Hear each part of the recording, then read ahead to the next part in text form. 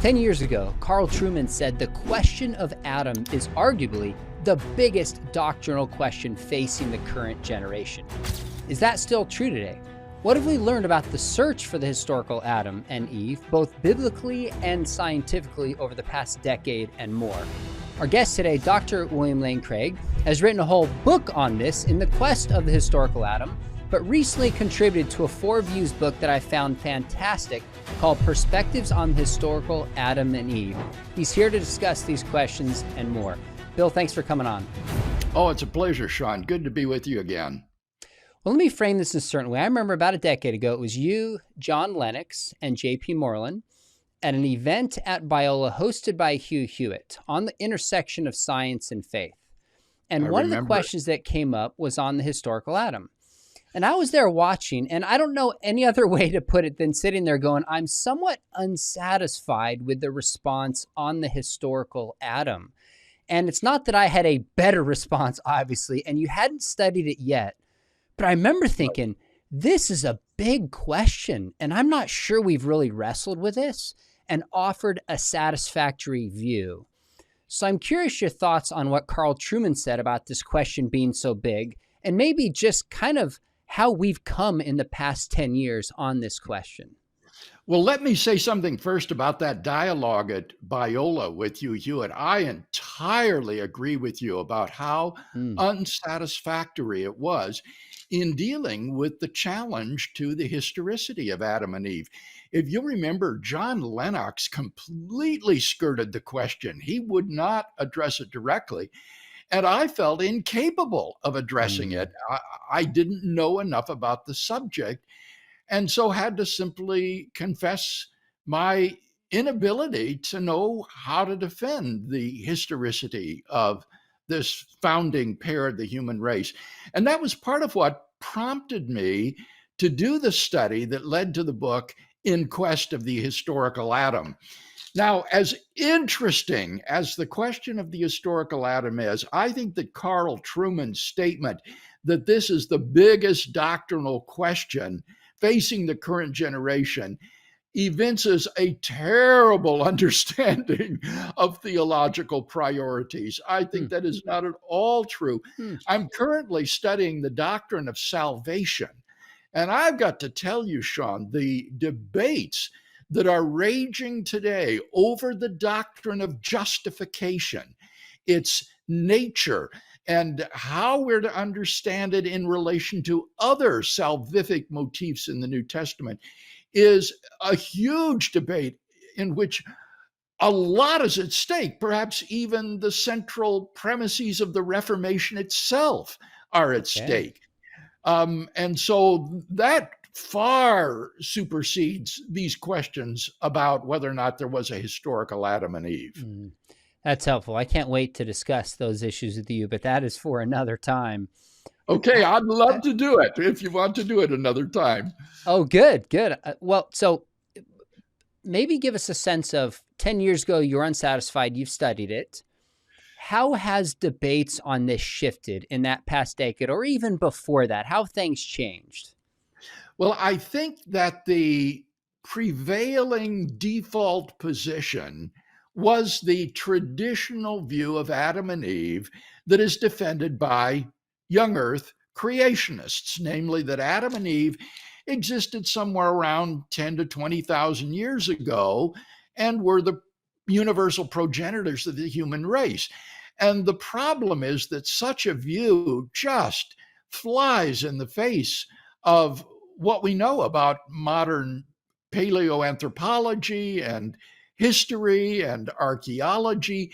That view is collapsing, and there was nothing on the horizon to replace it. And so I think there was a sort of crisis with respect to the historical Adam and Eve that prompted some evangelicals like Peter Enns and Kenton Sparks to deny altogether that there ever was such a person, and that he's a purely symbolic or mythical figure.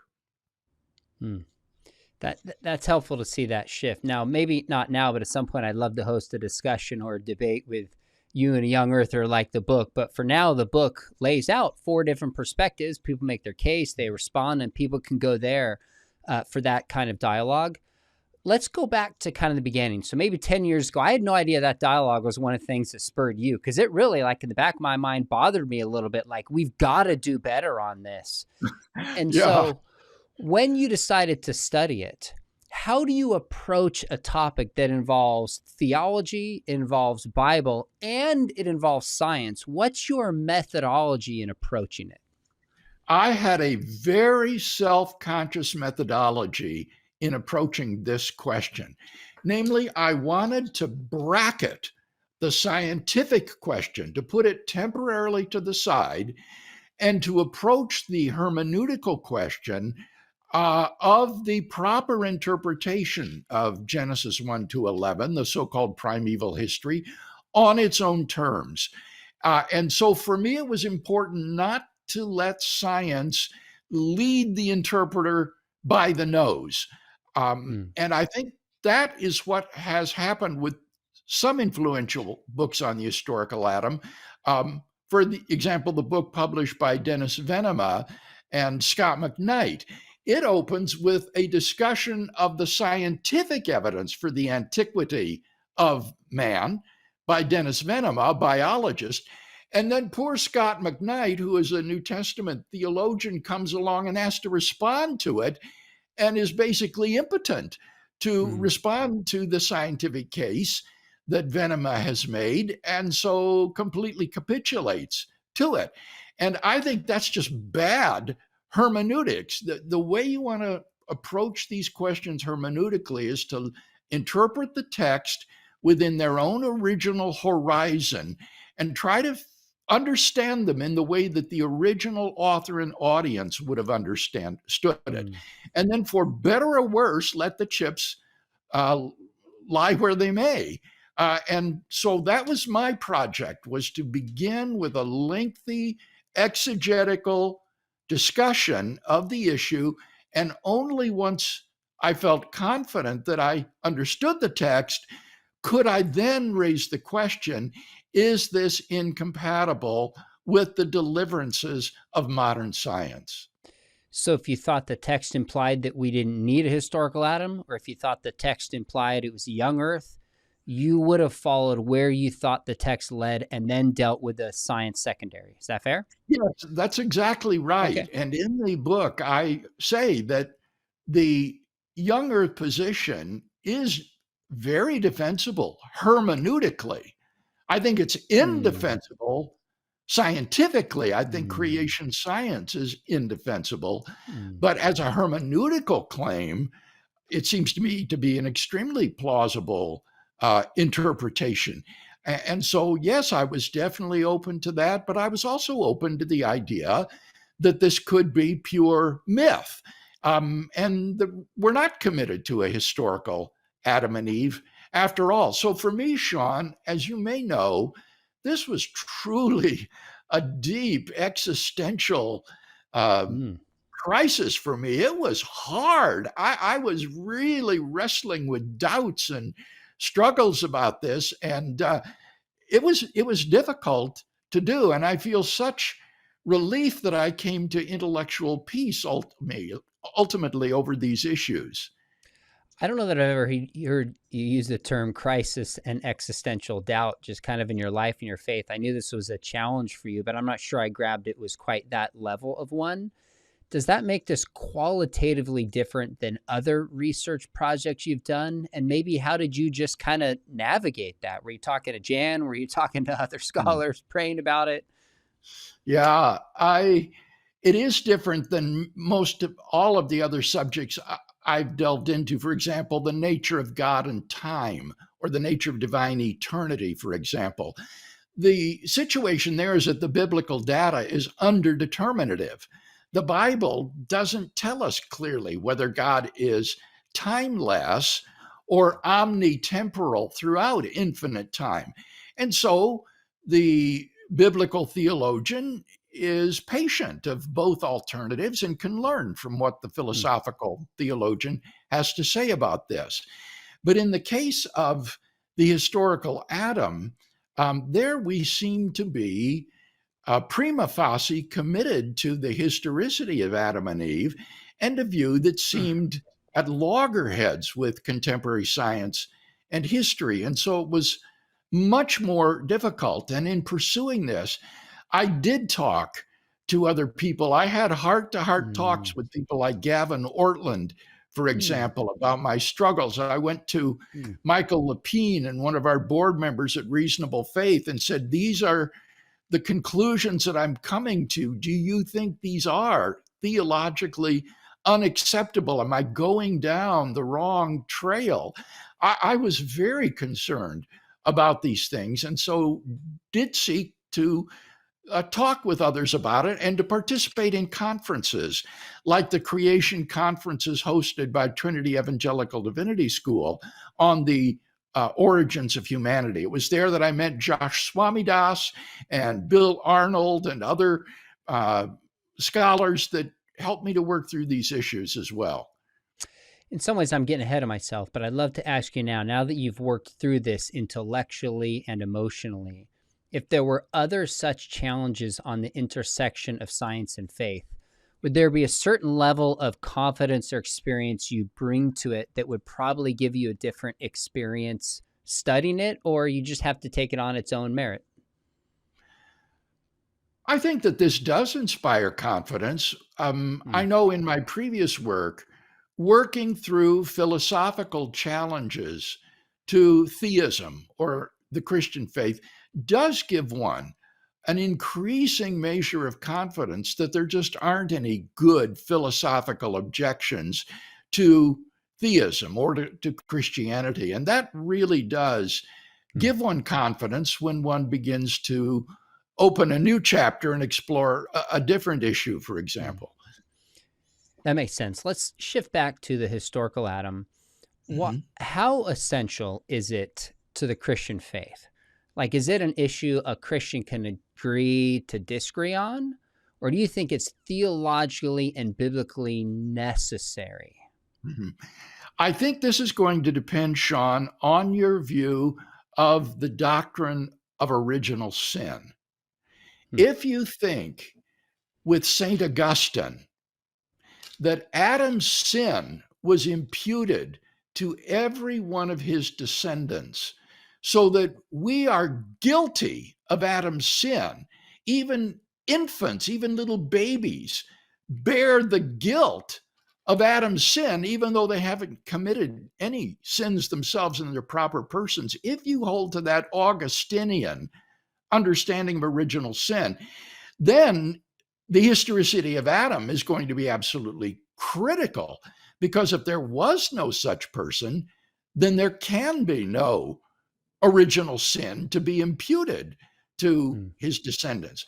Now, fortunately for me, that wasn't an issue, because I had already come to the conclusion that the Augustinian doctrine of original sin is not biblical. It is not found in Genesis 3 in the curses of the fall pronounced upon the man, the woman, and the snake, nor is it found, I believe, in Romans 5. Romans 5 does not teach that Adam's sin is imputed to all persons. Rather, what it says is that sin spread to all men because all men sinned. Sin was like a contagion that came into the world and then spread like a disease because every person sinned. So if you do not have that Augustinian doctrine of original sin, then I think that the historicity of Adam and Eve is not so important an issue anymore. If someone takes him to be just a symbol for every man and his fall as a sort of fall into sin that every man experiences, then that would be, I think, acceptable. It's not the view I agree with, but I don't see that this would be a serious theological aberration. So I think it shouldn't be exaggerated in terms of its importance. As I see it, the main importance of the doctrine would be that if it is taught in the Bible that Adam and Eve are historical, then if there was no such person, then that means that the Bible is teaching falsehoods. And so you're going to have to revise your doctrine of biblical inspiration in such a way that the Bible can be inspired by God and yet teach doctrinal falsehoods. And that would be a major dislocation. That would require significant theological revision. So in that sense, it would be important, but in that sense, anything taught in the Bible is important. I mean, if the doctrine of baptism taught by Scripture is false, then that's going to affect your doctrine of inspiration. So, Adam and the historicity of Adam has a kind of extrinsic theological importance, but it doesn't have a great deal of inherent theological importance unless you hold to this Augustinian doctrine of original sin. That's a helpful distinction for people to realize. There's the theological necessity of Adam, depending on our understanding of original sin. And then there's the biblical teaching of the historical Adam. And you go into depth between somebody being mentioned as a literary figure, but not assume that figure is historical. But in Romans 5, it's taken in a straightforward historical fashion. And so what the Bible teaches is now at stake in a different fashion. Whether or not... Go ahead. If I might comment on that, I think that was one of the most important insights in the book. And that is that many New Testament authors refer to literary figures in Jewish folklore, pseudepigrapha, even pagan myths, and yet they're used simply illustratively without committing us to their historicity. It would be as though I were to say that just as Robinson Crusoe had his man Friday to assist him, so I have a teaching assistant to assist me. And no one would imagine that I'm thereby committing myself to the historicity of Robinson Crusoe. It's just using it illustratively. But in Romans 5, when Paul talks about Adam's sin and its effects on the world, there he's talking about effects of Adam's fall outside the narrative. And no purely literary figure can have causal impact outside the literary narrative. Hamlet, for example, though described as a Danish prince in Shakespeare's play, has no effect upon the real world because he's just a literary figure. But Paul doesn't treat Adam that way. He doesn't treat him as a purely literary figure. He is someone who has real impact causally upon the world outside the narrative. And therefore, I think that's one of the reasons I think we are committed to the existence of a historical Adam. That's a helpful distinction. When I first read your book, In Quest of the Historical Adam, that was also one of my big takeaways. Oh, maybe I haven't carefully thought through like historical versus illustrative use in the way that you do, depending on the context. So that's a great takeaway. Now, there's 4 perspectives in this book. How many more perspectives? Are these kind of the big 4? Or are you aware of, they're like 20 or 30 or different? I know like the genealogical Adam, there's kind of some different genealogical Adam perspectives. Does this book kind of capture it? Or do you sense there's like, no, there's a whole bunch more. We could have done a 10 views book if we wanted to. Yeah. I'm under the impression that these views capture the essence, and that while there may be variations on these views, these would be the broad categories that would be available. Okay, that's helpful. So you hit at one of the views before that kind of denies the necessity of the historical Adam. That's one of the voices that is in here that I think you and I would say is at least outside of the kind of historic Christian position. But I appreciate that it's included here for the dialogue and the compare and the contrast. But then there's 3 views that at least theologically would be more in line with a broader kind of historic Christian faith, as I understand it. One of them is young earth creationism. Now, we're going to come to your view, and you hinted at this earlier, but maybe just kind of lay out for us so we understand how a young Earth creationist position, whether they think the universe is 6 or 12,000 years old, or even take a gap theory, what would the young Earth creationist perspective be of the historical Adam? The young Earth creationist interprets the narrative as being a historical account of the actual events that transpired that is to be taken basically literally. So he believes that the world was created in 6 consecutive 24-hour days, and that somewhere around 10 to 20,000 years ago, God created a human being out of the dust of the earth, and breathed into his nostrils a breath of life, and he became a living being. And then he extracted a rib from his side and made a woman to be his companion and placed them in this idyllic garden somewhere in the Middle East, and said, you can eat of any of the fruit of the garden, of any of the trees, except you cannot eat from the tree of the knowledge of good and evil. But a serpent appears in the garden. We don't know where he comes from or what he represents, but the serpent appears in the garden and tempts Adam and Eve to eat the fruit of the forbidden tree. And when they do so, their eyes are opened. They realize they're naked and they're ashamed of it, and they hide from God.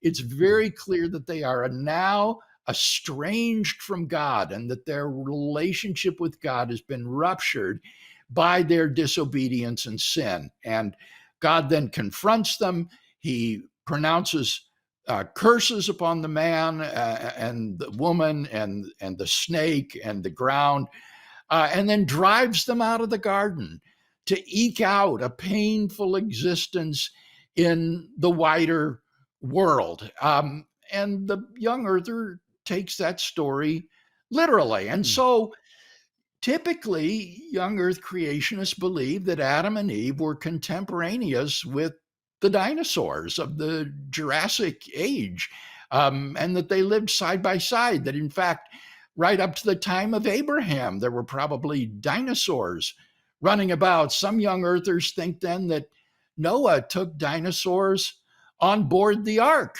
with him, and that there was a flood within human history within the last several thousand years that wiped out all terrestrial life on Earth, except for that aboard the ark. So it's a very literalistic kind of interpretation of the narrative. That was really helpful. I think most people watching this would be familiar with the way that you framed it, whether it's just reading the Bible kind of with our Western eyes today, taking it in maybe a straightforward fashion, or children's books and children's Bibles typically Yeah. have a young earth take on it. Oh, Even a lot of former believers have a young earth perspective. So I think you laid that out really well. But I think what some people won't be as familiar with, because I haven't seen it in a single children's Bible, I'm not sure how they would demonstrate this. And it's more of a modern idea that really has been developed by our friend Joshua Swamidass, is what's called the genealogical Adam and Eve. And I know there's recent and ancient views on this. That's one of the books, that's one of the perspectives in the book, Perspectives on the Historical Adam and Eve, you contributed to. But what is that? Lay out for us that perspective on Adam, if you will. Well, the young earth perspective that I just laid out, which is the traditional view of Adam and Eve down through church history, is, as I say, indefensible scientifically and historically. And therefore, somehow this traditional picture needs revision. And the proposal of Joshua Swamidass, who is an information biologist at Washington University in St. Louis, gives up the universal progenitorship of Adam and Eve in order to preserve their recency. So he can have an Adam and Eve who lived very recently in the past, but they are not the universal progenitors of mankind. As an information biologist, Swamidass is able to show that it only takes about 5,000 years, believe it or not, in order for the entire population of the planet to descend from an original human pair. That all the billions of people that are alive today could go back to just two people, a man and a woman that lived around 5,000 years ago or so. Now, the situation, however, is there were lots of other people living there then as well. And they are what he calls genetic ghosts. They haven't transmitted their genetic material to us. All of it goes back to this pair. So besides the pair that existed in the Garden of Eden, Adam and Eve, Josh imagines that outside the garden, there was a population of people who were not descended from Adam and Eve, but who had evolved from primates. They had evolved, according to the regular evolutionary story, from common ancestors with chimpanzees and gorillas and so forth. And when Adam and Eve were driven out of the garden by God, they began to mate and interbreed with these primate descendants. And that's why our DNA today has the vestiges of these genes that we share in common with chimpanzees and gorillas and so forth. It's not that we got these genes from Adam and Eve. It's rather that our lineage from Adam and Eve picked up this genetic material from these people outside the garden. So I hope you understand that on this view, he's able to defend the idea of a recent Adam and Eve and a literal creation, a literal Garden of Eden. It's very literalistic, but he just thinks there's people outside the garden who have evolved and with whom then the children of Adam and Eve began to interbreed. Now, at this point, if people are still with us, we might have lost a bunch of people when we started on people outside and evolution, etc. All we're trying to do is, I recognize this raises a ton of questions about people outside the garden. This raises question about evolution. I'm not ignoring those, and I know you're not as well. Josh deals with those, and people can assess themselves if they want to in his book, The Genealogical Adam and Eve. And in this book, Andrew Loke, a friend of both of ours, gives a different version of the genealogical Adam and Eve and also tries to make a case for that. What we're doing here is trying to just show how is this topic shifted, what's at stake, what are the different views. That's what we're trying to lay out for people, just so they understand what we're doing. Yes, Josh Swamidas's book on the genealogical Adam and Eve changed the debate because up until the time of his writing, it was widely believed that the genetic diversity of mankind today could never have descended from an original couple, much less an original couple that lived a few thousand years ago. And so organizations like BioLogos that are meant to foster the dialogue between science and religion abandoned the idea of a historical Adam as impossible. Dennis Venema, whom I mentioned before, says that we can know with heliocentric certainty that Adam and Eve never existed.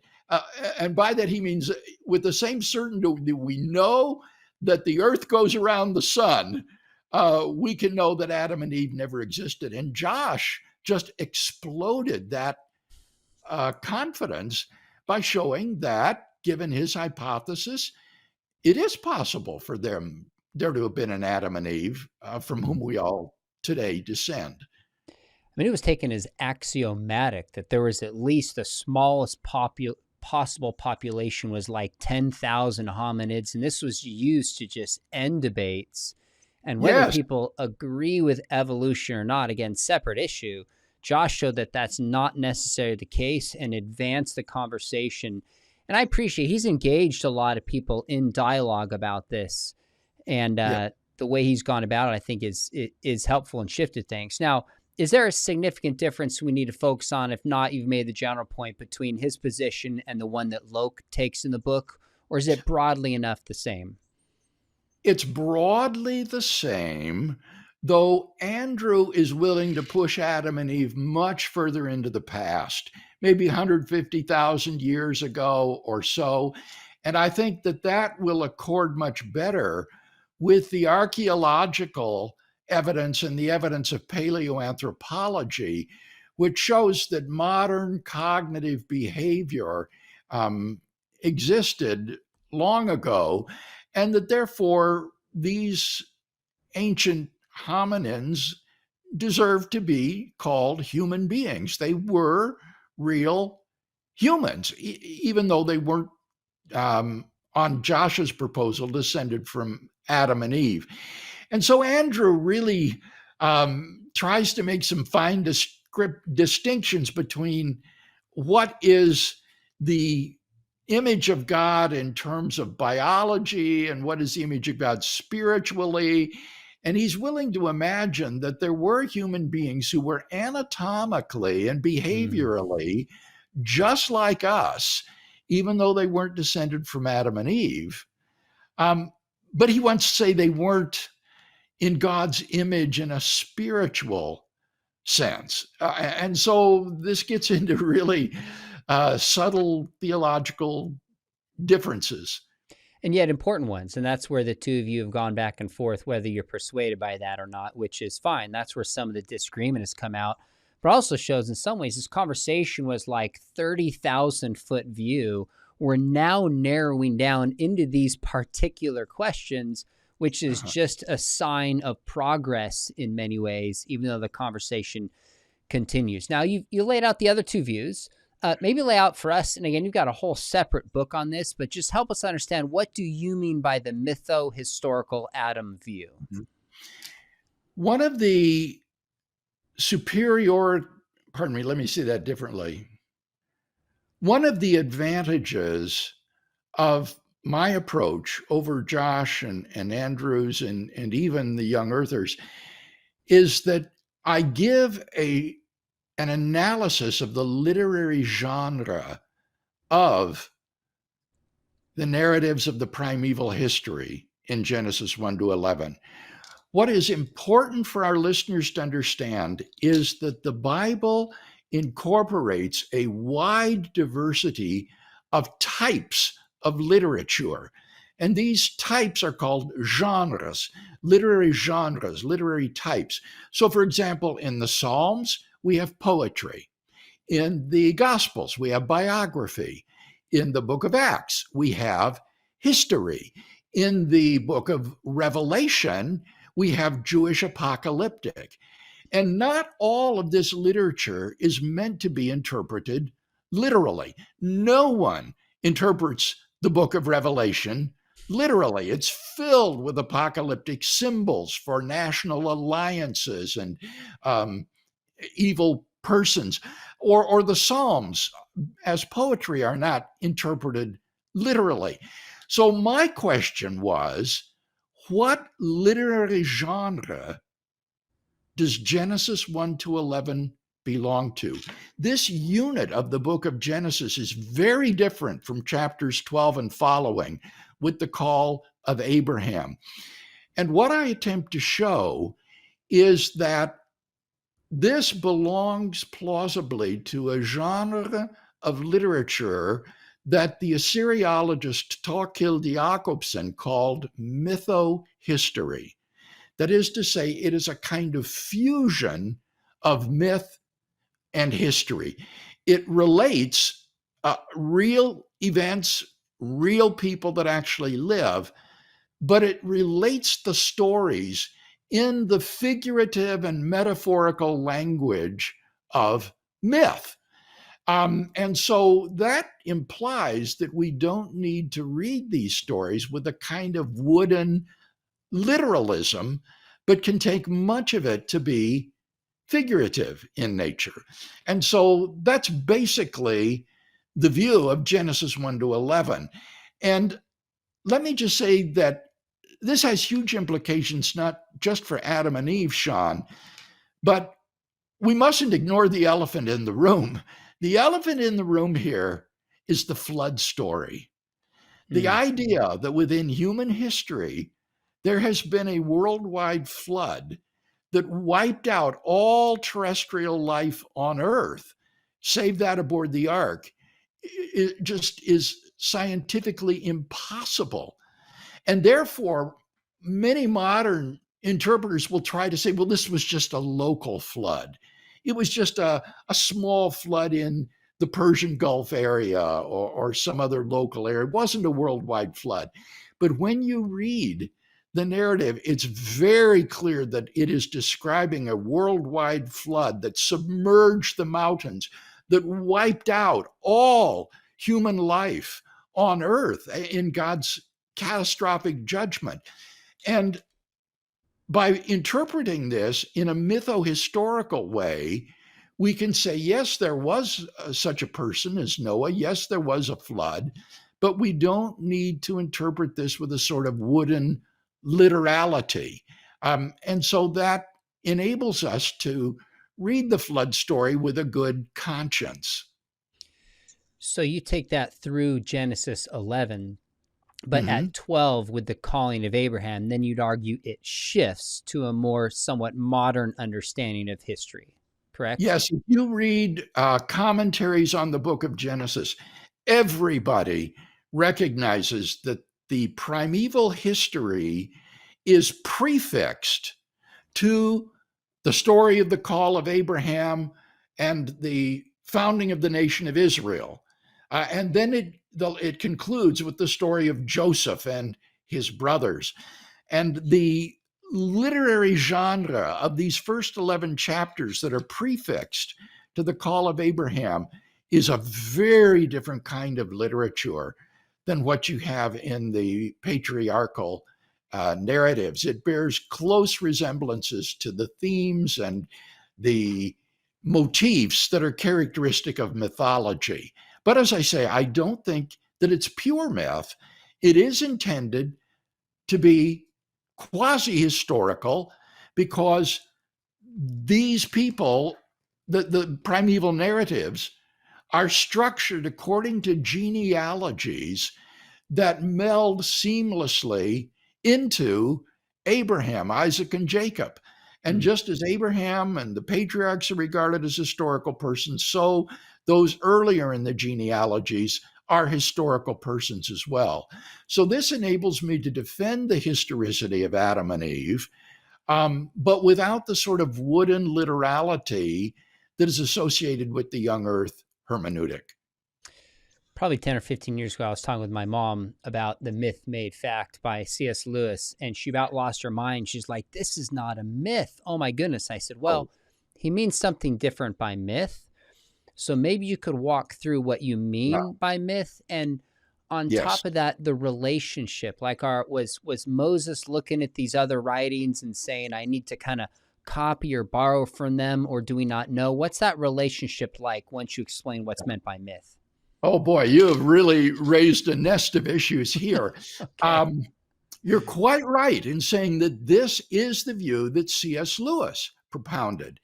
And John Collins, the Old Testament scholar, has written a book called Reading Genesis Well, in which he uses a great deal of the writings of C.S. Lewis in talking about how to interpret these quasi-mythical sorts of narrative. Lewis was a specialist in myth and folklore, as you know, and he recognized this genre of literature when he read it, and this is how Lewis interpreted these stories. And many Old Testament scholars also interpret it this way, Sean, but they don't use the word myth because that word has become so associated in popular idiom with falsehood. We talk about things like the myth of the low-calorie diet, or even Elvis is a myth, or the myth of Star Wars, things of that sort. And that is not the way the word is being used here. The way the word is being used here is the way it is used by students of folklore.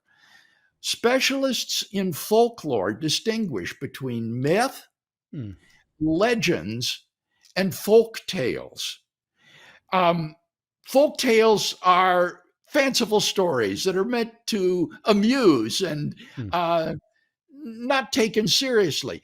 Legends are stories that may have some historical value to them, but they're not so ancient. They don't go so far back into the past. The legends of Robin Hood, for example, would be a legend. There probably was a Robin of Locksley that lay behind them, Hmm. but they become shaped by legend.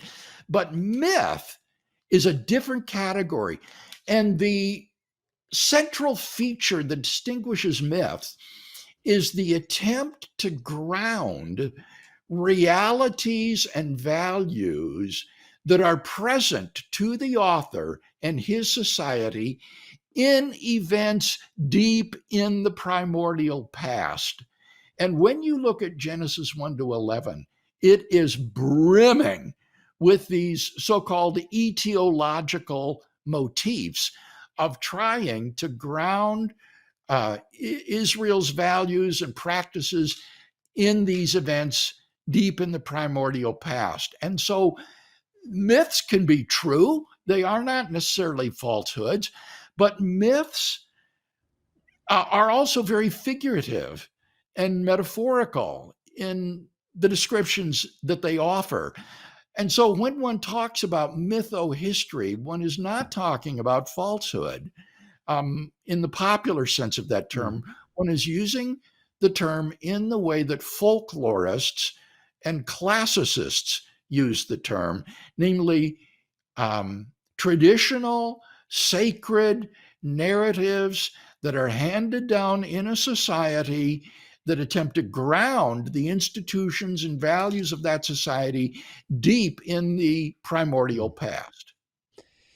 That's a helpful distinction for people to grasp. Now, in his response to you, which one of the things I love about Four Views books is people get to lay out their case somewhat briefly, and you have the other three scholars respond, and then you respond. Andrew Loke pushed back because he has a different take on Genesis, and he says the first readers of Genesis 1 through 11 did not read it as mytho-historical. So these are not his words, but let me just frame it in a way someone might say, okay, Bill, are we supposed to believe that modern scholars with all of these tools have a better sense of how to read it than those who was written to?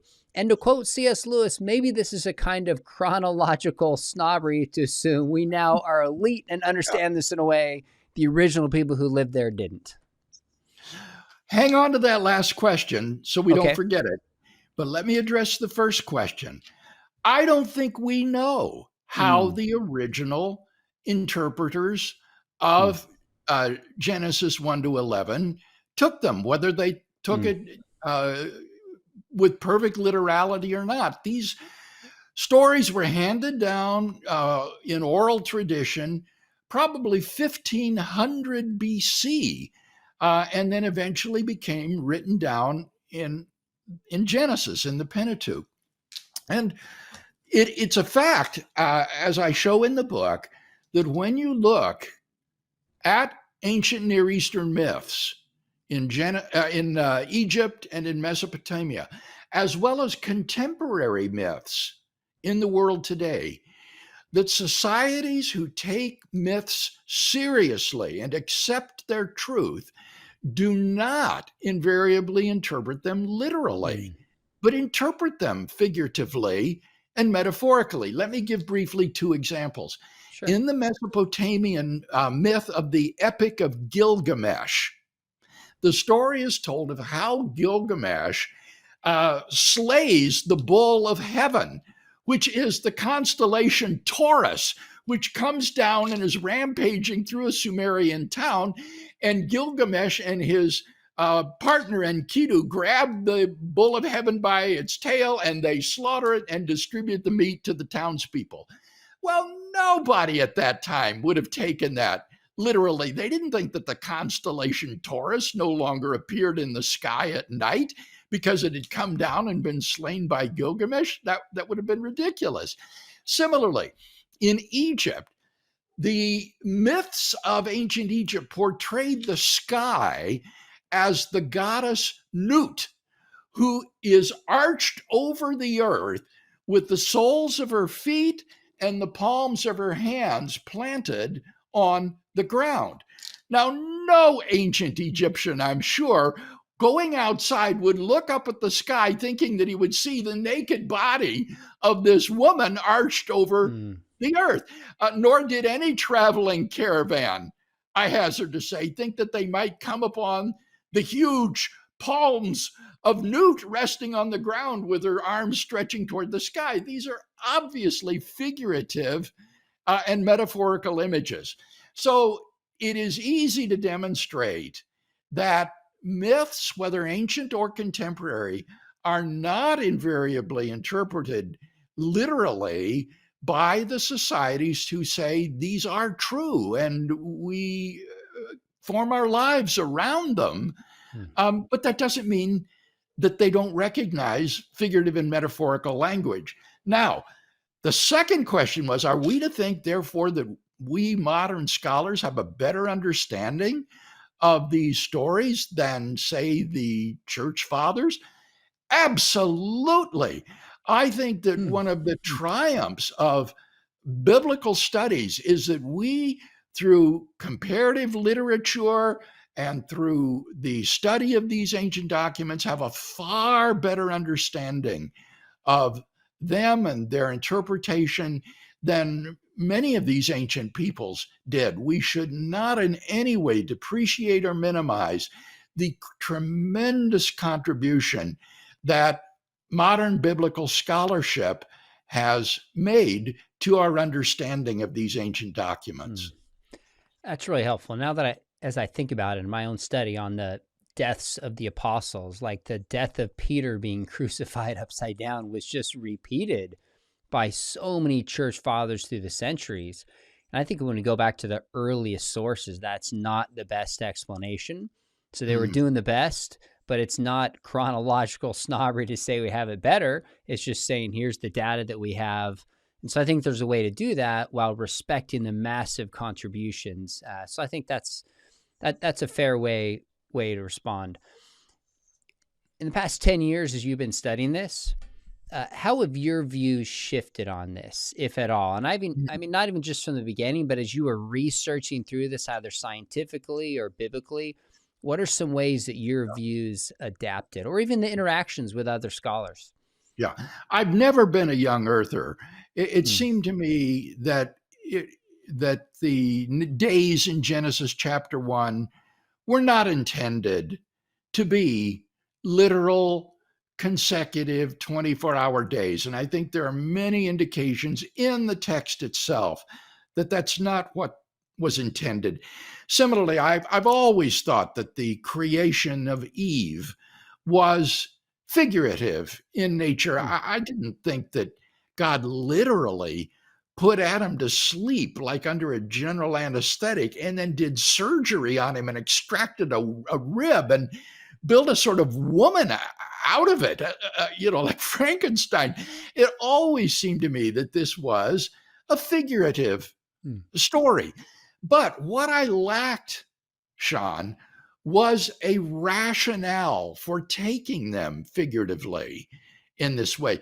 I did not have an appreciation of the literary genre of Genesis 1 to 11 as mythohistory that now made this non-literal interpretation so plausible. And once you have this sort of paradigm shift in reading these narratives, you almost wonder, how could I have ever read these in any other way with this sort of wooden literalism? Obviously, that's not what is intended here. So that was a major change for me.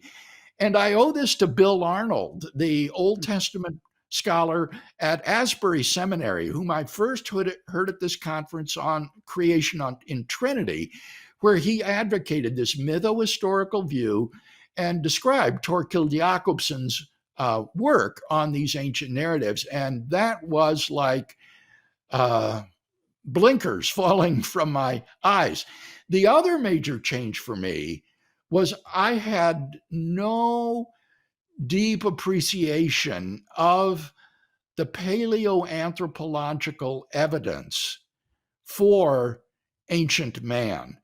And one of the most interesting and fascinating aspects of this study was the realization that modern cognitive behavior was exhibited by Neanderthals, Hmm. and they interbred with Homo sapiens.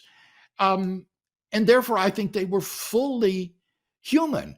And that pushes the origin of the human race, pushes Adam and Eve way back into the primordial past, prior to the divergence of Neanderthals and Homo sapiens. And so in the book, I tentatively identify Adam and Eve with the last or most recent common ancestor of Neanderthals and Homo sapiens. And this is called Heidelberg man, or Homo heidelbergensis, who had a cognitive capacity comparable to modern man, and I think was in that sense a cognitively modern human being.